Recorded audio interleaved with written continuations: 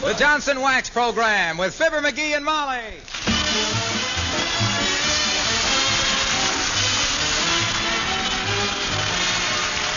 The makers of Johnson's Wax products for home and industry present Fibber, McGee, and Molly with Bill Thompson, Gail Gordon, Arthur Q. Bryan, and me, Harlow Wilcox. The script is by Don Quinn and Phil Leslie. Music by the King's Men and Billy Mills Orchestra.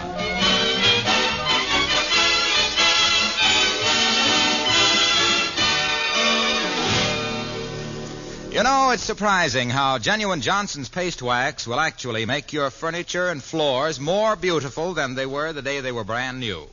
The warm, shining luster of a well-waxed surface is more mellow and richer somehow. Not only do floors and furniture polished with Johnson's paste wax gleam and reflect the light and color of a lovely room, but they seem to say, here are precious things well cared for. Johnson's wax makes all wood surfaces as well as floors much more easy to keep clean. Dust and dirt just won't stick to that hard, sparkling coat of gleaming wax. A light dusting and all dirt vanishes. Johnson's Wax protects your furniture from mars and scratches, too. Try it and enjoy the new richness it will give your furniture. Enjoy the luster and protection it will give your floors. Yes, enjoy the added beauty Johnson's Wax will bring to your home. Look on the bright side, shine up the right side, bring out the beauty of the home.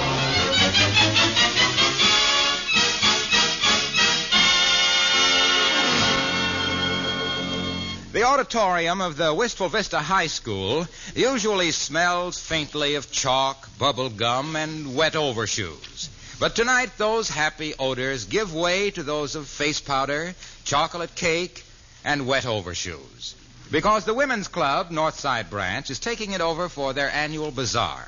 Mrs. Fibber McGee, a charter member, is explaining it to her husband. As we join Fibber, McGee, and Molly.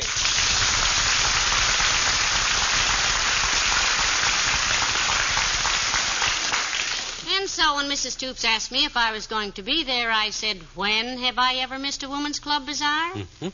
And she said, well, I just wanted to be sure you'd be there. And I said I would be. And she said she just wanted to know. And I said she needn't worry. And she said she wasn't worrying. She was just checking up. And I said she better check up on some of the members who never do show up. And she said she would. And hung up.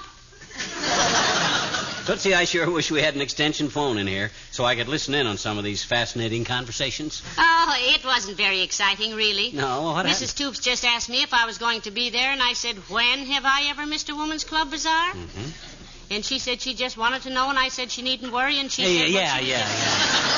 Yeah, I know. I think I'll go along, too. Well, good. You can help me carry the canned things I'm donating to the auction. Okay. What canned things you taking? Oh, just some things I put up myself. Swell. Give them all them tomato preserves you put up during the war when it looked like there was going to be a tomato shortage, only there wasn't. I got so sick of tomato preserves I couldn't... No. The ladies asked especially for some of my bread and butter pickles that I put up every year, so I promised them 6 jars. Well, I still think that... 6 jars of what? My bread and butter pickles. Oh. They have sort of a reputation, you know. Oh, Molly, you didn't. You couldn't. My gosh, kiddo, those are the last 6 jars of them pickles. I count them every day. You know how I love them. But, dearie, what could I do? The chairman of the committee herself asked me for them, and, well, they always bring a good price, you know. They ought to bring $8 million. Every ward on them pickles of yours is worth its weight in platinum. Why, even them little bits of pickled cauliflower. Why, I could wear them things in my hair to parties, like orchids. Hope that's Tom Brenneman. Come in. Oh, hello, Dr. Gamble. Do come in. Thank you, my dear. Hello, Rumplepuss. Hi, Doc. Well, what's biting you, Long Lip? You look as unhappy as Gene Autry in an English saddle. Pickles. What's the matter with him, Molly? Why is our little pigeon pouting? I gave his pickles away. Pardon me? Why don't you pay attention when my wife is talking, you road company Kildare? She said she gave away the last of my bread and butter pickles to the food sale at the Bazaar at the high school tonight. You know those bread and butter pickles I put up every year, Doctor? Well, I promised 6 jars of them to the ladies of the Women's Club. Wait a minute. You mean those homemade pickles I made such a fool of myself over the last time I ate dinner here? Yeah, and believe me, Napkin Bandit, that was the last time you eat dinner here. You ate enough of those pickles to have lasted me 4 weeks. You staggered out of here loaded with enough grub for the last 6 cars of the friendship train. If I ever saw a human caboose wobbling out of our front door, it was you and... Oh, now, please, McGee. Hung a lantern on it. Dr. Gamble was our guest. He is our guest. Well, if it embarrasses him to have me as a guest, my dear, I can easily put this on a professional basis. Take off your shirt, McGee. Okay, the pain is right here. I will not take off my shirt. There's nothing the matter with me. Oh, I don't know. I see your hair is receding a little. When you get a nice big bald spot, I'll come over with a crayon. I've always wanted to see the Gettysburg Address written on a pinhead. Why, you big... Now, McGee, wait a minute. McGee, doctor, boys, now, please. Well... Now, I've got to go and get my pickles ready. You mean my pickles? She means my pickles. Huh? I'll be at that bazaar tonight, and I defy anybody to outbid me. Why, doctor, my goodness, I didn't know you cared about my pickles like that. Probably my office, if you don't mind. I get it, Fatso. Maybe you're being called out of town on a consultation. Like maybe to Rio de Janeiro or Malay Peninsula or someplace. I hope. McGee's residence, Gamble speaking. Who? Oh, yes, Mrs. Clatterhatch. Her again. Your son? Oh, that's too bad. Yes, just wash it thoroughly and paint it with iodine and then sew the ear back on. Bye. Oh, heavenly days, what happened to the boy? Well, he plays football with the factory team. Got cut up in scrimmage. And you told her to sew his ear back on herself? E-A-R, yes. He plays for Goodyear, and the last 3 letters got torn off his sweater. Oh. See you at the bazaar, Julia.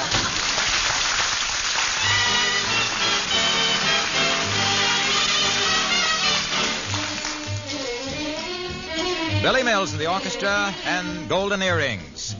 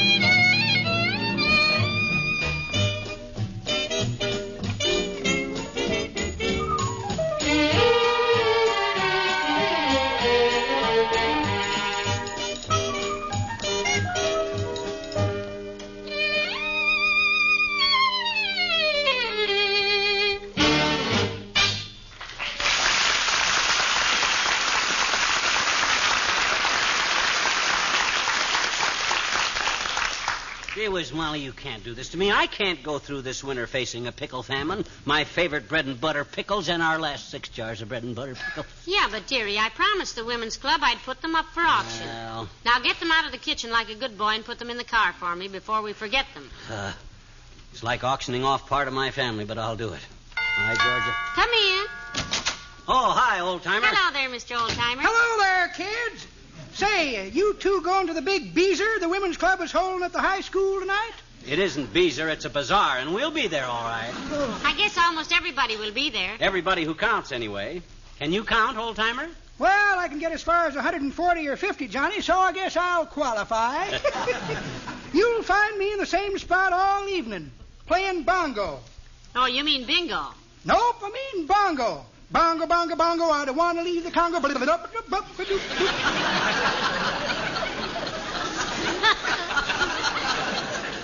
the jukebox. I love good music, kid. Come from a musical family. Yeah? Papa Even as a little boy, he was a one-thing striddler. A one-string fiddler. No, a one-thing striddler. He used to straddle the fence and throw things at people, one thing after another.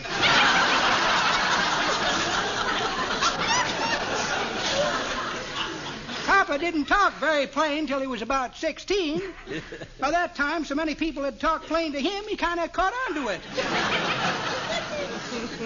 I suppose you like to dance, too, Mr. Oldtimer. Oh, I sure do, daughter. I used to be a great one for the bunny hug and the turkey trot, but I got too tall for bunnies and turkeys and had to start dancing with people. Now I'm a jitterbug. A jitterbug, eh? Jiu-jitsu with music.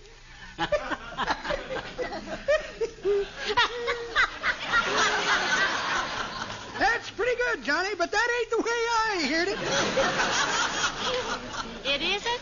No, the way I heard it, one feller says to t'other feller, "See," he says,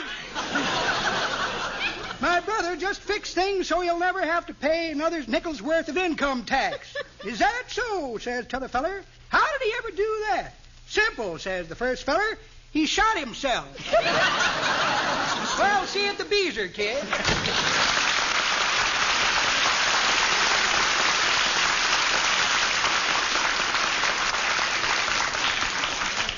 Now, look, kiddo, about those pickles. Oh, get your mind off the pickles. Oh, okay, let's change the subject. Fine, fine. I saw an interesting item in the paper this morning. About pickles? I'm trying to get your mind off of pickles, dear. Oh.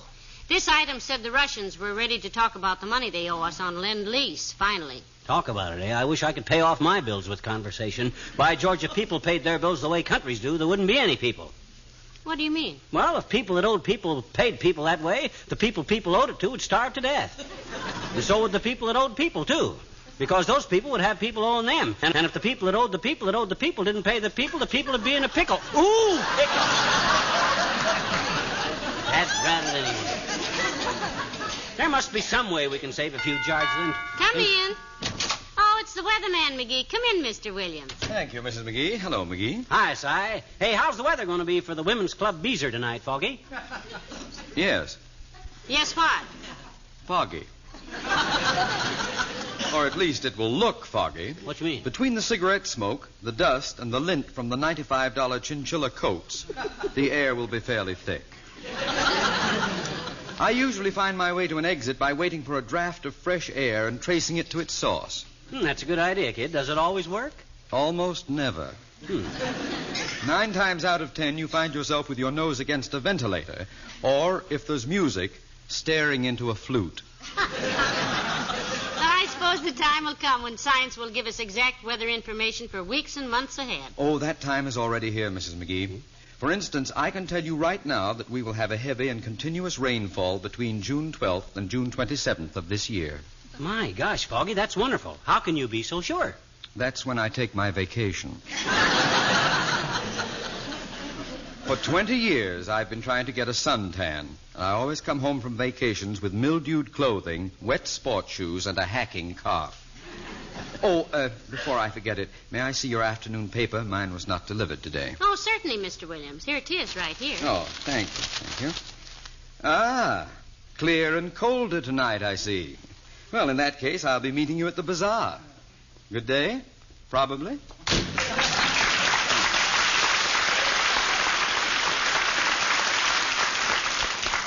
What a weatherman, what a weatherman. Has to look in the paper to see what the weather's going to be. Well, you can buy a paper for a nickel. And Mrs. Williams tells me that's more than the Weather Bureau can get out of Congress for new equipment. But about those pickles now. Can't we just save one jar of pickles, Molly, so I can Hello, have... Molly. Hi, pal. Hey, is it true, Hello, Molly? Mr. Wilcox. Is what true? Yes, it's true, Junior. 6 jars of them. But how'd you find out about it? It's all over town like Johnson's wax, pal. Huh? And I'm going to be at that bazaar when it opens. I'm going to park myself right in front of the food booth and stick there till they auction those pickles. Well, you better take along a few good books then, Junior. They always save the best stuff for the last, you know. Oh, I'll be okay, pal. I'm taking a chair and a table and a few cans of Johnson's wax. Oh, let him write it. While I'm waiting, I'll be showing anybody that happens along how Johnson's Wax protects and beautifies tabletops, chairs, and other fine furniture. While he's waiting, he says. I'll point out to all those eager housewives how a Johnson Wax kept home is a hospitable home, a clean home, a home that no matter how humble or how elaborate always smiles a cheerful welcome. Yeah, but the food sale booth How is right Johnson's down. Wax not only protects their fine furniture and woodwork, but gives them a brilliant gleaming luster that brings out the beauty of the home. Yeah, but... Why, Johnson's Wax is... Hey, what time is it? Almost half past, Mr. Waxy. Or Mr. Wilcox. Well, gee, I'd better beat it. I want to get downtown before the bank closes and draw out my life savings. I'm going to buy those pickles tonight. Hey, wait a minute, Omaha. Your life savings. How much have you got in the bank? $12. Huh? I'd have more, but the Johnson Company only pays me what I'm worth. So long, Molly.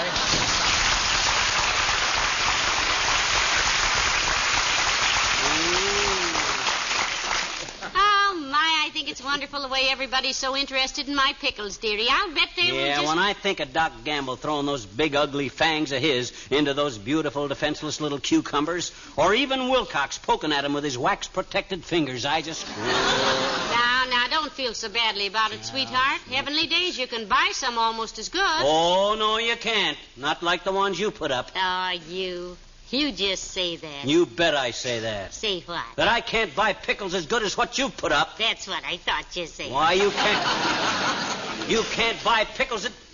Where are them pickles? I want to feast my eyes on them again before those pearls are thrown to the swine at that bazaar. Well, they're out on the kitchen cupboard now, but be careful with them because... Don't worry. I'll be careful. Ooh. Oh, boy. I just got the dirtiest idea. But no, I can't do that. Calling up the grocery store and ordering 6 jars of store-bought pickles and then switching them into Molly's jars so I could hide her pickles for myself. Ooh, that'd be almost like embezzling. Yeah, only a rat would do a thing like that. A pickle-hungry rat. Hello, operator. Give me Jimmy Sales Market. Hello, Market. Give me the pickle counter. I want 6 jars of cheap pickles, quick, and slip them in the back way because I don't want anybody here at the house.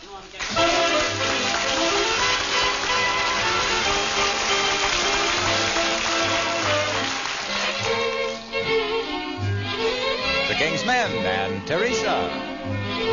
Everybody knows that there are 60 little minutes in an hour. It takes nearly 87,000 little seconds ticking by to make a day. And for every second and for every little minute, every hour, every day, every little flicker of my silly old ticker seems to say softly, why am I always yearning for Teresa when there is Peggy, Marguerite, and Mary Jane? Why does my heart keep burning for Teresa when I know that loving her is all in vain?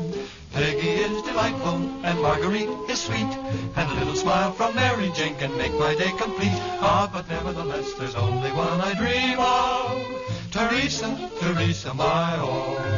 There's plenty of others whose mothers are wonderful cooks, and 50 little nifties who beat her for looks. Why am I always yearning for Teresa when there are other girls that I could be around? Why does my heart keep burning for Teresa when she never builds me up but tears me down?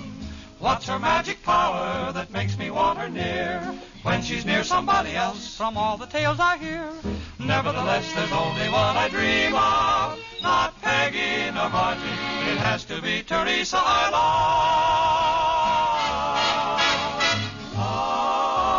love, Teresa.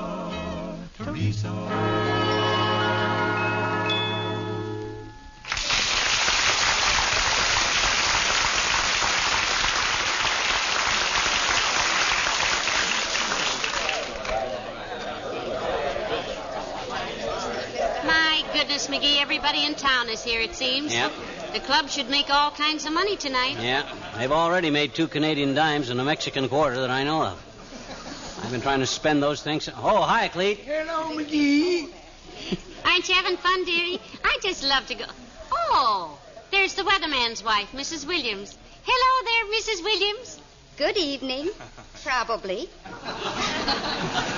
You know, I like her. She's always so breezy. Yeah, you were asking me if I was having fun. No, I'm not. And I do mean no. These ruckuses leave me colder than the attic of a niggle. I just had my palm read for $50 by Mort Toops, disguised with walnut stain on his puss. He calls himself, "Hi, Charlie." Hello, McGee. Say, did he tell you anything interesting when he read your palm? Yeah, Mort's kind of nearsighted and didn't realize I still had my pigskin gloves on, see? He takes a look at my palm and says I was one of a family of 17 and preferred a life in the open air and spent several years in the pen. I was always eating like mud bats and would be married 14 times, and I was an awful ham. Personally, I'm about ready to go home. Go home? For goodness sakes, you don't want to leave before they auction off my pickles, I hope. That's the main reason why... Oh, the pickles, yeah. You did take them over to the booth, didn't you? Oh, yeah, I took them.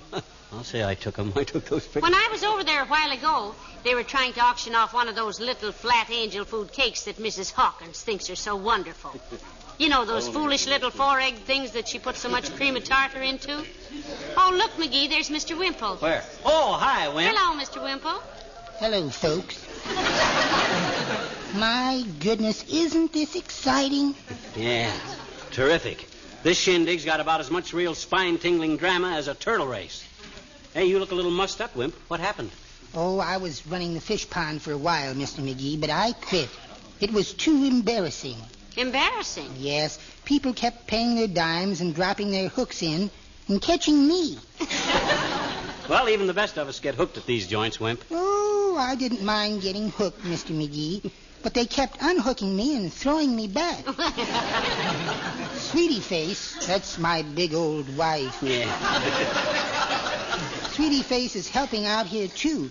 She's at one of the booths over there, selling kisses. Oh, where's her booth, Mr. Wimple? They put her way down there to the left. Oh, yeah. Under the big sign that says, "Fire sale, 2 cents each." Oh, is she burned up? Well, she ought to be. Hey, McGee, come on. Hello, Dr. Gamble. Hi, Molly. Come on, they're going to auction off your pickles. I'm going down close. Oh, come on, McGee. Let's move up closer and see how much they bring. Yeah, let's watch. Look at old Doc shove through there. Is that sucker ever Now, gonna- ladies and gentlemen, 6 jars of delicious homemade bread and butter pickles canned by Mrs. Molly McGee. That's what you think, Bud. I got her pickle picked. I'm told these pickles are absolutely out of this world, and we're going to offer them now to the highest bidder. 6 jars. $1 a jar. Oh, there's a starting bid. $6 for 6 jars, Dr. Gamble says. Who'll offer 7? $7. Who was that, McGee? Can you see? Was that Mrs. Hawkins? $10. Hey, that was Foggy Williams, Molly. You see him over there? $10 I'm bid. $10 for these delicious pickles. Now, who'll make it 11? Remind me to give Mr. Williams a jar next year. Isn't he nice to bid $10 for the $10 pickles? I'm offered. Who'll make it? 10:05.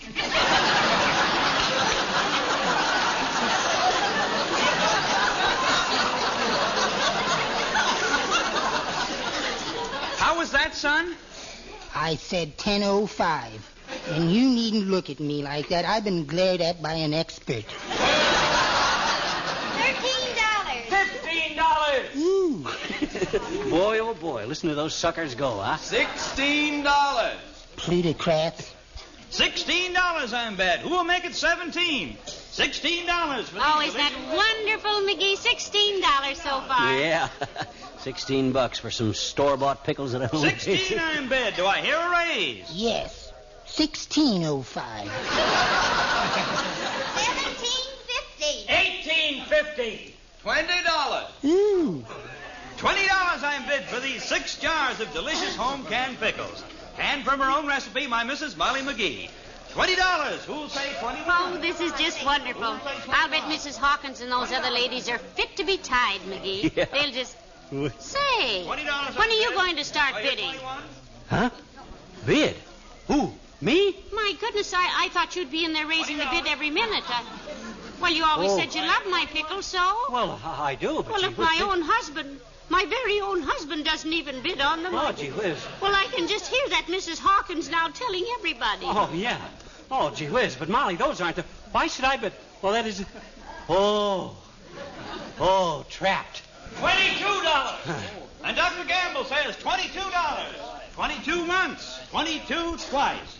Are they going at 22? Her own husband, she'll say. Her own husband doesn't want them, so her pickles must not be as good as... 22 twice. Oh, $25. So, Mr. McGee, it's $25. Ah, my husband. My big idea.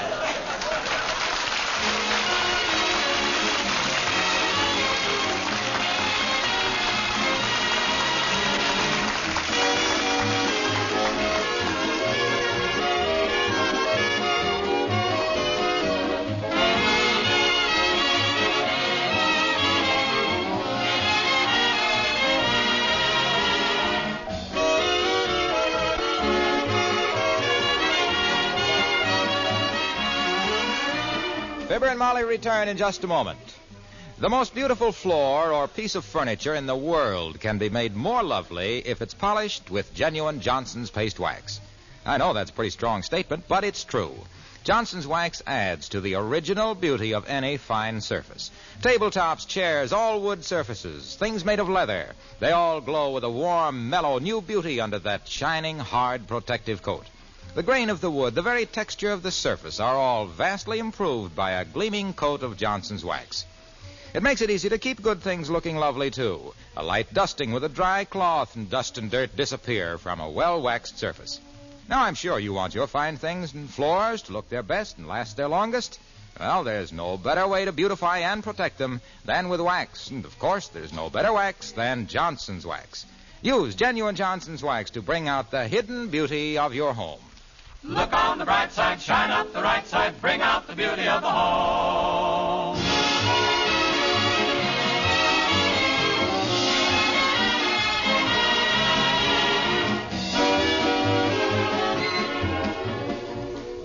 Oh, you're awfully sweet to outbid everybody else for my pickles, dearie. I was proud of you. Yeah. Live and learn, I always say. Here. Come in. Hi, mister. Hi, Miss McGee. Oh, hello there, Why, hello, Teeny. little girl. Come on in. I stopped by for you to give me some money, Mr. McGee. What? Now, look, sis, you're always getting money from me for sodas and candies and everything else. And that's all the more reason why I ought to get money from you now, too, I betcha. Oh, it is, eh? Because, I says it is, eh? Is why? All the more reason why. Why? Why you should get more money. From who? From me. I know it. I'm glad you think so, too, mister. On account of this money isn't for me. This is for some other little children over in Europe. Little children who haven't got any money or clothes or even food, I betcha. Oh, yes, I know about them. So, all us school children everywhere are having our own campaign.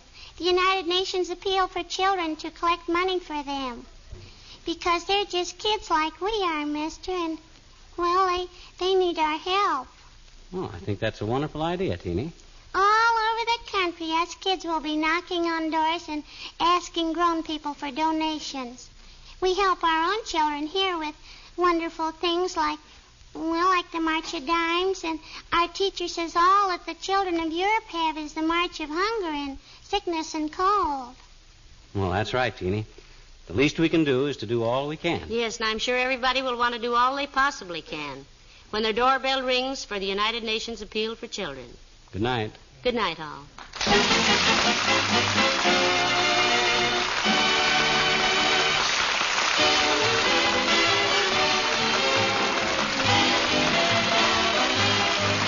The makers of Johnson's Wax Products, Racine, Wisconsin, bring you Fibber, McGee, and Molly every Tuesday night. Be with us again next week, won't you? Good night.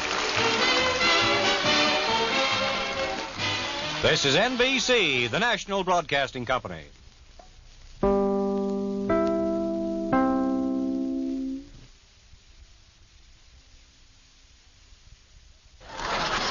The Johnson's Wax Program with Fibber, McGee, and Molly.